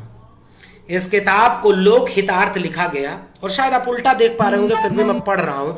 इस किताब की कीमत 12 आने रखी गई और इसके नीचे लिखा गया गरीब शूद्रा अति शूद्रांश 6 आने, यानी गरीब शूद्र अति शूद्रों को 6 आने में गुलामगिरी पढ़ने को मिला। तो इस गुलामगिरी को उन्होंने 1873 में पूरा किया। और इसको समर्पित किसे किया? यूनाइटेड स्टेट्स के उन महान लोगों के सम्मान में जिन्होंने नीग्रो लोगों को गुलामी से मुक्त कराने के कार्य में उदारता, निष्पक्षता और आत्मत्याग का परिचय दिया। मेरी हार्दिक इच्छा है कि मेरे देशवासी उनके इस सराहनीय कार्य का अनुकरण करके अपने शूद्र भाइयों को ब्राह्मणी जाल से मुक्त कराने में अपना सहयोग करेंगे। पूरी की पूरी किताब गुलामगिरी स्लेवरी यानी मानसिक गुलामी, सांस्कृतिक गुलामी से मुक्ति की एक बात कहती है। कुछ बुनियादी दिक्कतें हो सकती हैं इस किताब में, जिसको हम अलग से एक विमर्श के तौर पर कुछ एक दो चीजों से असहमत हो सकते हैं आज हम ज्योतिबा फूले को पढ़ते हुए, लेकिन इस किताब को क्यों नहीं पढ़ने दिया गया? इस किताब में विष्णु के जितने अवतार थे संवाद शैली में है, वही घोंडीराव कुमार जो ज्योतिबा फुले को मारने के लिए उनके घर पे गए थे, वो बाद में उनके शिष्य हो गए, उन्हीं से संवाद की शैली में घोंडीराव ज्योतिराव का संवाद है। परिच्छेद है ब्रह्मा और आर्यलोक, मत्स्य और शंखासुर, कच्छ और समुद्र, वराह और हिरण्यकश्यप, नृसिंह, वामन, परशुराम और इन सारे राजा बलि से लेकर के तमाम। तो विष्णु के जितने नायक थे उनकी धज्जी उड़ाने का काम गुलामगिरी में अपनी कल्पनाशील मिथकीय शैली को इस्तेमाल करते हुए ज्योतिबा फूले ने किया है। मैं और इसके आखिरी हिस्से में इस किताब के 10वें 11वें परिच्छेद के बाद जब मिथकों का, ब्राह्मणवादी मिथकों का खंडन होता है, तो उस खंडन को पूरी शैली यह है कि यह जो मिथकों के चरित्र हैं, विदेशी आर्यों के आने के बाद यहां के मूल निवासियों के जो राजा थे उनके खिलाफ एक राजा का संघर्ष है, और यह संघर्ष किसान मजदूर जातियों पर कब्जे का संघर्ष है। और इस संघर्ष में झूठी कथाओं के जरिए इसको मेंटल हेजमनी में क्रिएट किया गया ताकि आप इसका विरोध न करें, और संसाधनों पर कब्जे की पूरी परंपरा स्थापित हो गई। इस पूरी शैली में यह लिखा गया है। और दूसरी बात यह है कि ब्रह्मा का मजाक बनाया गया। ब्रह्मा को तो इतना बुरा इसमें पहले ही चैप्टर में कहा गया है, मैं उस पर आता हूं अभी, कि आप खंबे से बच्चे को पैदा कर रहे हैं, तो बच्चा पैदा होने के बाद कहां खंबे का स्तन था कि वो मां का दूध पीता? मुख से पैदा होते हैं, भुजा से पैदा हो रहे हैं, तो मुख से पैदा होने पे 9 महीने जो गर्भ धारण था तो वो कहां हुआ था? कैसा कैसा मिथक आपने लिख करके भर दिया। और उन्होंने कहा ब्रह्मा खुद अपनी बेटी का बलात्कार करने वाला, कैसे कैसे लोग। और इससे क्या हुआ कि इस झूठ को जब शूद्र और अतिशूद्र मानने लगे और मनवाया गया तो यह स्थापित हो गया। तो ब्राह्मणवादी धर्म के पोंगापंथी, कर्मकांडी, अतार्किक, निहायत वाहियात चीजों का खंडन गुलामगिरी में है। और इसी शैली में लिखा गया है कि वराह अवतार है तो सुअर का अवतार, सुअर का ये काम है तो वो तो मनुष्य कैसे हुआ? वामन अवतार है तो वामन कहां है? उसके बाद नृसिंह अवतार है तो खंबे से कैसे पैदा हो गए? और जहां जहां जो कृषक नेता थे, कृषक राजा थे, कामगार राजा थे, श्रमिक राजा थे, उनको राक्षस बना दिया गया।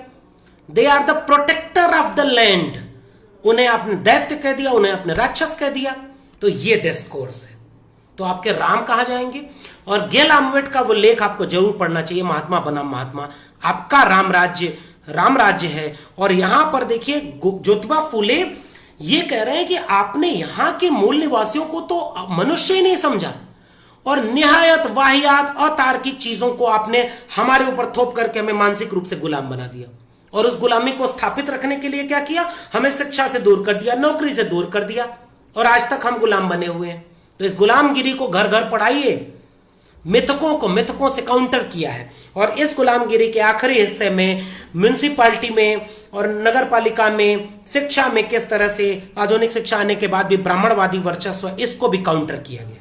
और आखिरी में जाके वो टर्म इस्तेमाल करते हैं ब्राह्मण पुरोहित। ये नेक्सस है जो क्षत्रिय और वैश्य के साथ मिलकर के सारे संसाधन, शिक्षा, सब कुछ पर कब्जा किया हुआ है। शूद्र और अतिशूद्र, SC, ST, OBC, ये तीनों जातियां एक साथ इन सबसे वंचित हैं। तो आपको शिक्षा से वंचित किया गया। और गुलामगिरी में आखिरी में कहा जा रहा है जब तक आप शिक्षित नहीं होंगे, जब तक आप अपने मिथकों पर, झूठे मिथकों पर कब्जे करके ब्राह्मणों के मानसिक गुलाम बने रहेंगे, तब तक आपकी मुक्ति संभव नहीं है। और जब तक आपकी मुक्ति संभव नहीं है, आपकी डिग्निटी नहीं होगी, आपका स्वाभिमान नहीं होगा कि आप मनुष्य हैं। और जब आपने अपने आप को मनुष्य ही नहीं समझा तो आप एकजुट कैसे होंगे? और इसके लिए इस पूरी गुलामगिरी में कहा गया है कि छोटी छोटी जातियों को आपस में लड़ाया गया। कुर्मी लोहार से, लोहार बढ़ई से, बढ़ई जुलाहा से, जुलाहा मौर्या से, कुशवाहा से, और किसान जातियों से, और सब मिलकर के अछूत से। ज्योतिबा फूले कहते हैं निग्रो से सीखो, और सब मिलकर के ब्राह्मणवादी शास्त्रों और वर्ण व्यवस्था को ध्वस्त कर दो, तब तुम्हारी मुक्ति मिलेगी, तब तुम गुलामगिरी से मुक्त होगे। वरना तुम मानसिक रूप से गुलाम थे, हो और बने रहोगे। और तब मैं इसका अंश पढ़ने के पहले बस आखिरी बात कह दूं, उन्होंने कहा था कि व्हाइट्स ने निग्रो के लिए आंदोलन आगे आगे किया। हमारे यहां ब्राह्मण तो हमारे जाति के खिलाफ, जाति उन्मूलन के आंदोलनों के खिलाफ खुद खड़े हो गए। जैसे इनको जीवन भर जीने नहीं दिया, हमले कराए, जान से मारने के हमले कराए और आखिरी तक इनको उपेक्षित किया। आजाद हिंदुस्तान में जब इतिहास लिखा गया तो ज्योतिबा फुले इतिहास से गायब कर दिए गए। ज्योतिबा फुले को छोटा सा एक हिस्सा सत्य शोधक समाज चलाने वाले समाज सुधारक बनाया, इसलिए क्योंकि ब्राह्मण खुद आगे आकर के जाति व्यवस्था को टूटने की बात नहीं करते हैं। गुलामगिरी में ये कहते हैं कि शूद्रों और अतिशूद्रों, आज की भाषा में मैं कहूं तो ओबीसी, मौर्य, कुशवाहा, पटेल, नाई, बढ़ई, कुमार और उसके बाद शूद्रों में एससी, एसटी, तमाम जातियां, आप लोग आज इसलिए लड़ रहे हो कि आप में कौन ऊपर है, कौन क्षत्रिय है, कौन क्षत्रियों का बिछड़ा हुआ भाई है।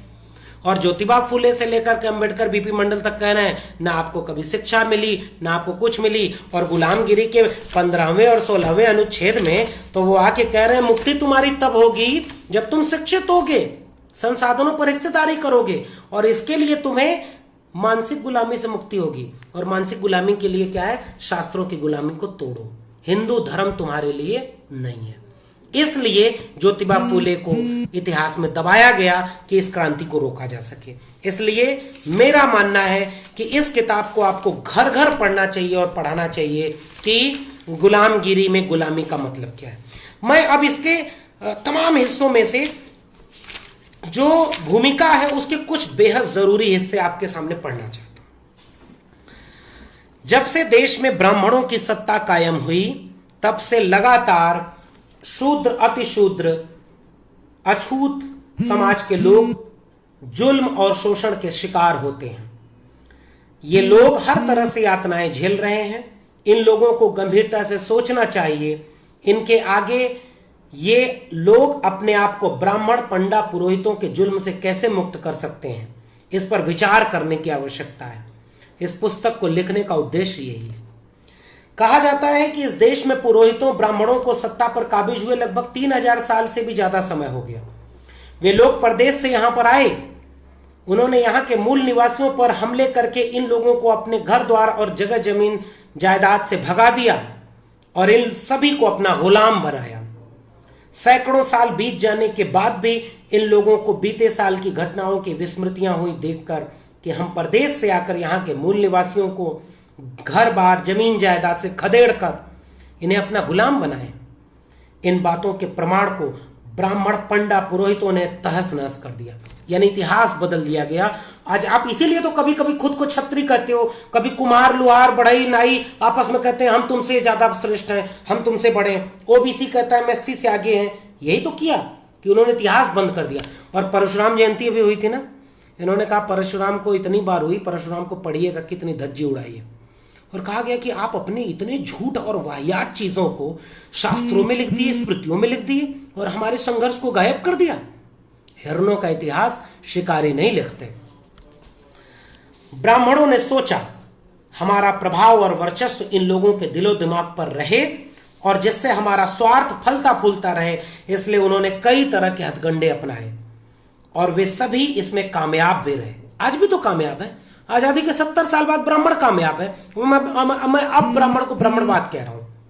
आज भी आपको आपस में लड़वा रहा है और आपको शिक्षा से, संसाधन से, किसानों को, मजदूरों के सवालों से बाहर किए हुए।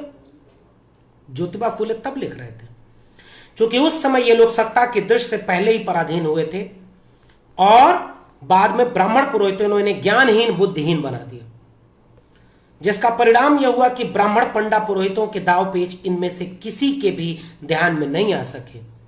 ब्राह्मण पुरोहितों ने इन पर अपना वर्चस्व कायम किया और इन्हें हमेशा हमेशा के लिए अपना गुलाम बनाए रखने के लिए केवल निजी हितों के मद्देनजर रखकर कई बनावटी ग्रंथों की रचना करके कामयाबी हासिल कर दी। आज आप उनकी पूजा कर रहे हैं, आप रामायण महाभारत बैठ के देख रहे हैं अपने घरों में, दलित, पिछड़े, आदिवासियों। आप अपने मसीहाओं को पढ़ते नहीं। ये मानसिक गुलामी है और आप गुलाम हैं अकॉर्डिंग टू ज्योतिबा फुले। फुले को नहीं पता था कि इतने साल बाद भी आप गुलाम रहेंगे। उन नकली ग्रंथों में उन्होंने यह दिखाने की पूरी कोशिश की कि उन्हें जो विशेष अधिकार प्राप्त है वे सब ईश्वर द्वारा प्राप्त है। इस तरह का झूठा प्रचार उस समय के अनपढ़ लोगों में किया गया और उस समय के शूद्र अतिशूद्रों में मानसिक गुलामी के बीज बोए गए।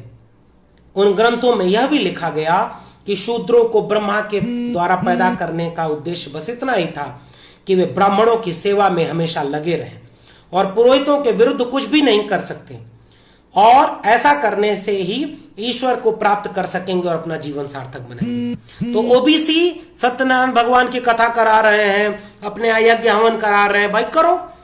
आपके महानायक ये कह रहे थे कि ये ब्राह्मणों की साजिश है कि तुम उनके गुलाम हो, मानसिक गुलाम हो, और आज आप भी गुलाम है। पढ़ो ना भाई, गुलामगिरी तो पढ़ लो।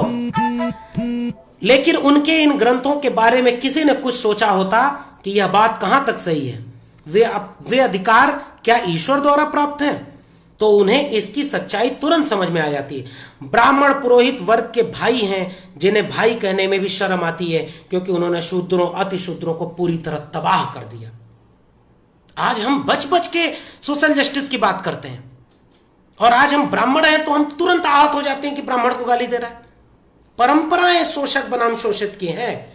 अगर आप कम्युनिस्ट हैं तो आपने ज्योतिबा फुले को कभी कम्युनिज्म के लिहाज से क्यों नहीं देखा? किसान नेता है तो आपने किसान नेता के रूप में कभी क्यों नहीं पढ़ा?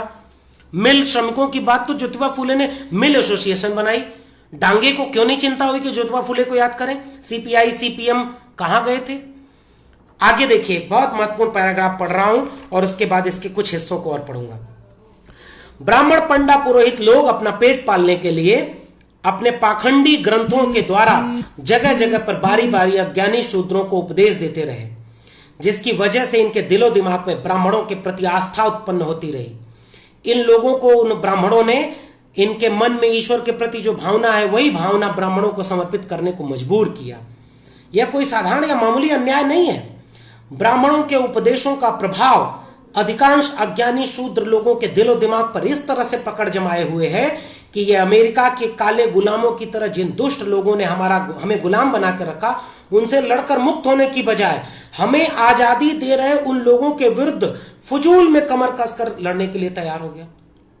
आप कह सकते हैं कि ये कुछ जगह पे ज्योतिबा फुले अंग्रेजों के पक्ष में खड़े हैं, लेकिन ज्योतिबा फुले तो खुल करके कह रहे हैं कि हमारे लिए तो ब्राह्मण हजारों साल से हमें गुलाम बनाए हुए थे, तो हमें पहली बार शिक्षा के जरिए मुक्ति की बात करने वाले तो अंग्रेज थे।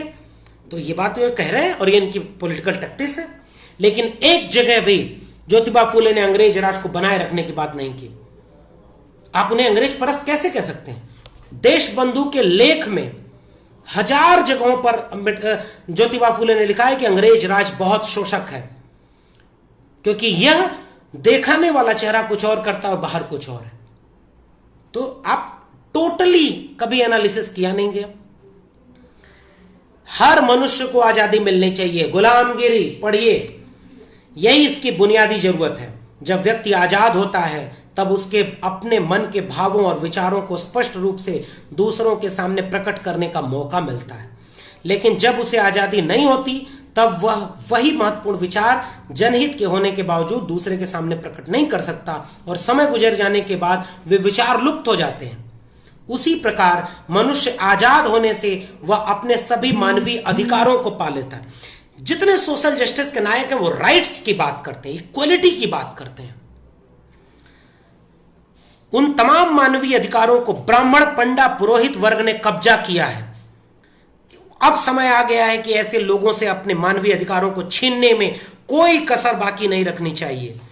सभी को आजादी देकर, उन्हें गुलामी से सभी को आजादी देकर के, यह है सोशल जस्टिस, यह है फूले अंबेडकर पेरियार। आप उन्हें जातिवादी बोलते हो। सभी को आजादी देकर उन्हें जुल्मी लोगों के जुल्म से मुक्त करके सुखी बनाना, यही इनका सबसे इस हर तरह से खतरे में मूल्य लेने के उद्देश्य है। दक्षिण अफ्रीका और अफ्रीका के गुलामों की तुलना करते हुए गुलामगिरी लिखी गई है। उस कलंक को दूर करने के लिए अंग्रेज, अमेरिकी और उदार लोगों ने बड़ी बड़ी लड़ाइयां लड़कर अपने नुकसान की बात तो दूर, उन्होंने अपनी जान की परवाह नहीं की और गुलामों की मुक्ति के लिए लड़ते रहे। यह गुलामी प्रथा कई सालों से चली आ रही थी। इस अमानवीय गुलामी प्रथा को समूल नष्ट कर देने के लिए और असंख्य गुलामों को उनके परम प्रिय माता पिताओं से, भाई बहनों से, बीवी बच्चों से, दोस्तों मित्रों से जुदा कर देने की वजह से जो यातनाएं सहनी पड़ी, उससे उन्हें मुक्त करने के लिए संघर्ष किया।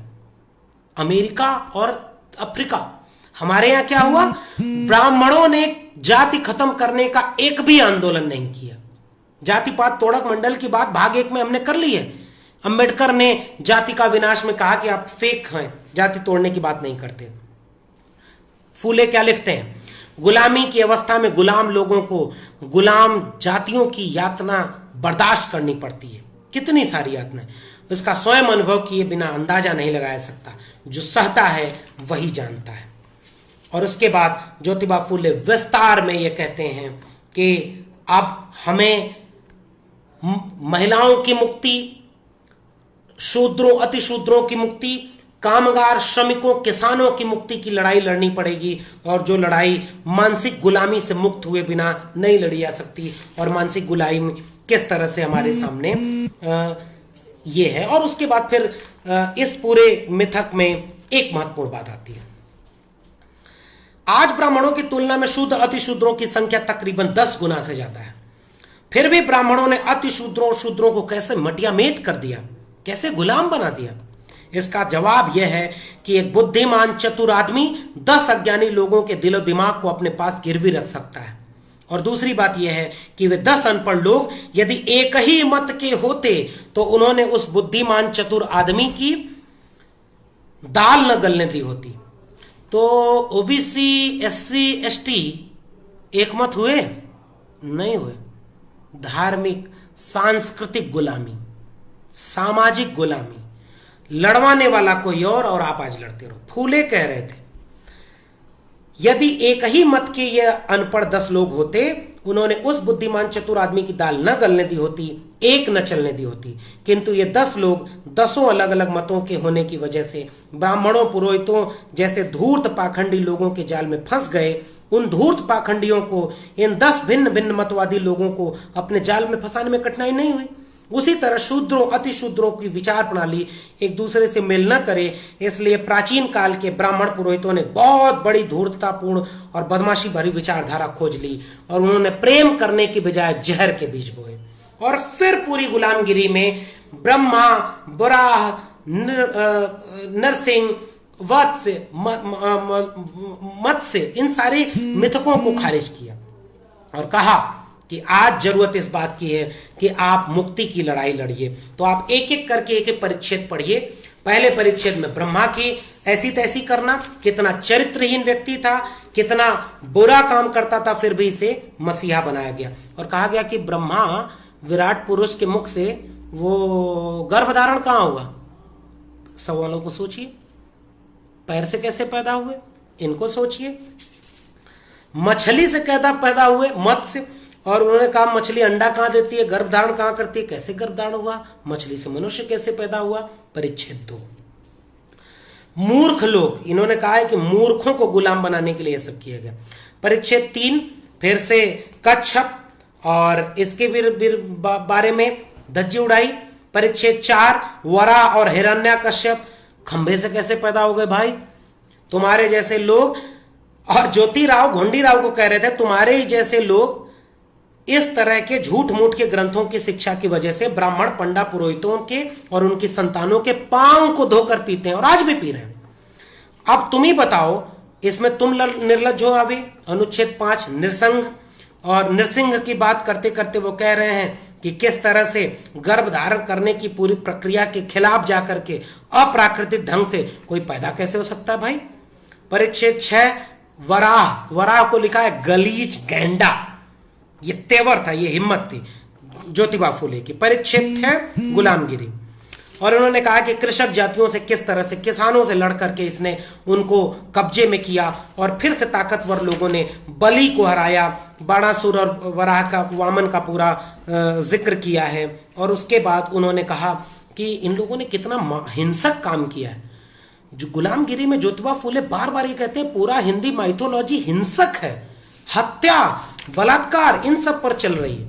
परिच्छेद 7 ब्रह्मा, ब्रह्मा को राजा कह रहे हैं और इस राजा को क्या कह रहे हैं, ब्रह्मा नाम का एक चतुर चालाक दफ्तरी ही सारा राज संभालने लगा। वह एक बड़ा अवसरवादी था, चतुर, हठीला, धूर्त, दुस्साही, निर्दयी ब्रह्मा। और राक्षसों की बात यहां पर की कि किस तरह से कृषक जातियों, महार जातियों, कामगार जातियों के तमाम चीजों को लेकर के कब्जा किया। और शिवाजी का जिक्र आता है कि शिवाजी ने किस तरह से इस चीज को समझ करके इन जातियों को पहली बार शस्त्र देकर के अपने सेना में शामिल किया था। परिच्छेद 8 में आकर के वो परशुराम की धज्जी उड़ाते हैं, गुलामगिरी परिच्छेद 8, और परशुराम को कहते हैं कि यह दैत्य था और इस दैत्य को किस तरह से शास्त्रों में पूजा जा रहा है। और परशुराम पर ज्योतिबा फूले एक सवाल पूछते हैं कि परशुराम, तुम अगर इतने हिंसक थे तो इतने हिंसक, मां के हत्यारे, क्षत्रियों के विनाशक को कोई विष्णु का अवतार कैसे कह सकता है और कैसे इसकी पूजा हो सकती है? परिच्छेद 8 परशुराम पढ़ना चाहिए। और उसके बाद उन्होंने परशुराम की धज्जी उड़ाई है कि आज तुम्हारे जैसा हत्यारा और दैत्य नहीं होना चाहिए। परिच्छेद 9, इसमें नारद की बात की गई है और कर्म कांड को जादू टोने से जोड़ करके कैसे मानसिक गुलामी बनाई है। परिच्छेद 10 में शंकराचार्य की बात की गई है और शंकराचार्य ने किस तरह से शास्त्रों और धर्मों की बात की। अब यहां से इंटरेस्टिंग शिफ्ट आता है गुलामगिरी में, और कहते हैं कि ब्राह्मणों को एक लिमिट के बाद यह लगने लगा था कि अब ये अतार्किक बात नहीं चलेगी। आधुनिक ज्ञान विज्ञान आ रहा है, आधुनिक शिक्षा आ रही है, तो ब्राह्मणों ने एक बहुत बड़े तबके को आधुनिक शिक्षा, अंग्रेजी शिक्षा के जरिए सरकारी नौकरी की तरफ भेज दिया और क्लर्क और बाबू बनने लगे। इसीलिए परिच्छेद 11 में आकर के वो ब्राह्मणों को कलम कसाई बोलते हैं। इन्होंने कहा कि अधर्मी मदारी और झगड़ालू पूर्वजों ने इस देश का विनाश किया और इन कलम कसाइयों ने इस देश के कामगार लोगों को पढ़ने नहीं दिया और इनको मानसिक गुलाम बनाया और अपने अतार्किक ढोंग ढकोसले के ग्रंथों को थोप दिया। ठीक है, इस पूरे परिच्छेद 11 में यह बात कही गई। ब्राह्मणों की गुलामी से शूद्रों की मुक्ति के लिए अमेरिकी और अग्रज भाइयों के साथ जो दोस्ती होने जा रही है उसको कुछ दखलंदाजी की कोशिश करनी चाहिए। अब हमें उनकी गुलामी से मुक्ति चाहिए, हम भी चाहते हैं गुलामी से मुक्ति। परिच्छेद 12 कि इसमें जो शिक्षा विभाग आया, परिच्छेद 12, 13 और 14 में ये कहते हैं कि टॉमस पेन का जिक्र करते हैं। टॉमस पेन को अंबेडकर और फूले का एक वैचारिक गुरु भी माना जाना चाहिए, मानते हैं। और उन्होंने कहा कि सरकारी शिक्षा को सरकारी होना चाहिए, सबको मिलना चाहिए और सबकी बराबरी की बात करनी चाहिए, ताकि वो जो मानसिक गुलामी है, सांस्कृतिक गुलामी है, इस गुलामी से शूद्र, अतिशूद्र, किसान, ओबीसी, एससी, एसटी सब मुक्त हों और पाठ्यक्रम ऐसे बने कि उनके लिए क्रिएटिविटी हो और उनसे फिर नौकरियां जो मिले उन नौकरियों में सबको हिस्सेदारी मिलनी चाहिए। सेकंड लास्ट में वो ज्योतिबा फूले लिखते हैं कि सब कुछ सरकारी हाथों में होना चाहिए, क्योंकि ब्राह्मण फिर से कब्जा कर लेगा अगर यहाँ के लोगों को देंगे, और ब्राह्मणों की कब्जे के चलते वो फिर शूद्रों और अतिशूद्रों के हाथ से बाहर हो जाएगी। शिक्षा और गुलामी से मुक्ति।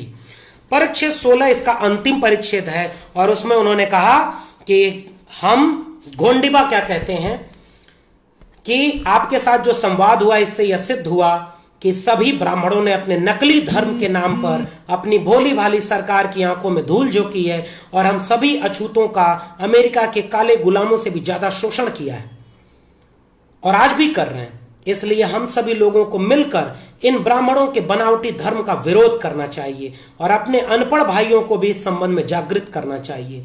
अब इस बारे में सोच नहीं रहे, सोचना जागृत करना है।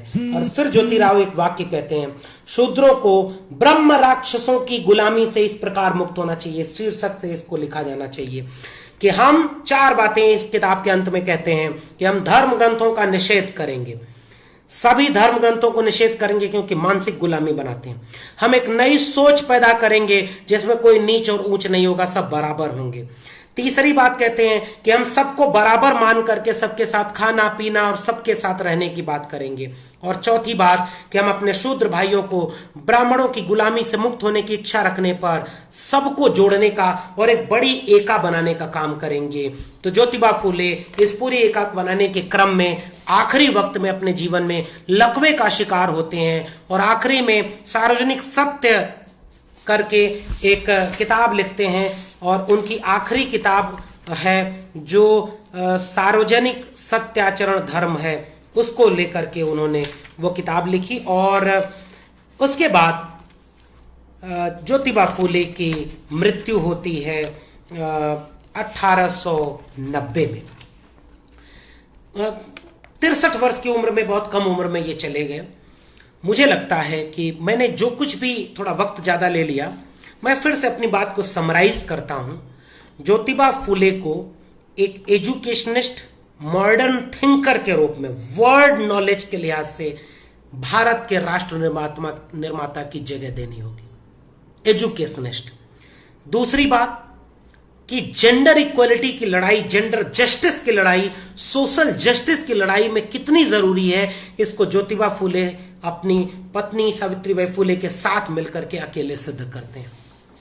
और विधवाओं के विवाह और स्कूली शिक्षा, लड़कियों के लिए शिक्षा से लेकर के महिलाओं के लिए जाने कितना काम, जेंडर जस्टिस में ज्योतिबा फूले को जगह देनी होगी। तीसरा, किसानों और श्रमिकों के आंदोलनकारी नेता के रूप में, जिसमें राइट, लेफ्ट और सेंटर सबने धोखा दिया है सोशल जस्टिस के नायकों के साथ, किसान नेता और मजदूर नेता ज्योतिबा फूले को एक छवि के रूप में आपको पढ़ना होगा। चौथी बात, गुलामगिरी यानी मानसिक गुलामी, कल्चरल हेजिमनी, कल्चरल स्लेवरी, और इसको कल्चरल हेजिमनी को ब्राह्मण शास्त्रों के ध्वस्त करने के साथ हमें पढ़ना पढ़ाना होगा। पांचवी बात, किसान, मजदूर, श्रमिक, कामगार और अछूत जातियों की एका की बात करके वो इक्वलिटी की बात करते हैं। फ्रेंच रिवॉल्यूशन से सबकी बराबरी की हिस्सेदारी, स्वतंत्रता, समानता, बंधुत्व, और इसी वजह से वो निग्रो और उन तमाम लोगों के साथ भारत के गुलामों को जोड़ते हैं। तो आज SC, ST, OBC को अगर एकजुट होना है, ब्राह्मणिकल हेजेमनी को चैलेंज करना है, तो उन्हें अंबेडकर के साथ पेरियार और फूले को पढ़ना होगा। ज्योतिबा फूले जैसे डॉक्टर अंबेडकर अपना गुरु मानते थे, उनको पढ़ना होगा। धनंजय कीर की जीवनी पढ़िए, ज्योति चरित्र पढ़िए, NBT से किताब आई है। गुलामगिरी को हर घर में, हर जगह पढ़ाइए। यही पढ़ाई मुक्ति देगी, जिसके लिए ज्योतिबा फूले ने तब बोला था। और OBC, SC, ST कम से कम अगर एकजुट नहीं हुए तो आप कभी बच नहीं पाओगे। आपने एजुकेशन नहीं पाई, इसलिए आप उस ब्राह्मणिकल ऑर्डर में खुद को अपने से नीचे वाले से ज्यादा बड़ा मानते हैं। किसान नेता, OBC जो नायक है वो आपका, उसको तो पढ़िए।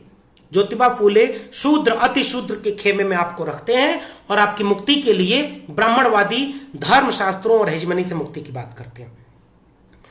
और इन्होंने कुछ कविताएं लिखी हैं, पंवाड़ा जिसे कहते हैं मराठी में, उन्होंने अभंग और पंवाड़े लिखे हैं। कई पंवाड़े तो विवाह के गीतों में गाए जाते थे, जब शतशुद्धक समाज पंडित पुरोहितों को बाहर करता था। इन पंवाड़ों के साथ मैं अपनी बात खत्म करूंगा।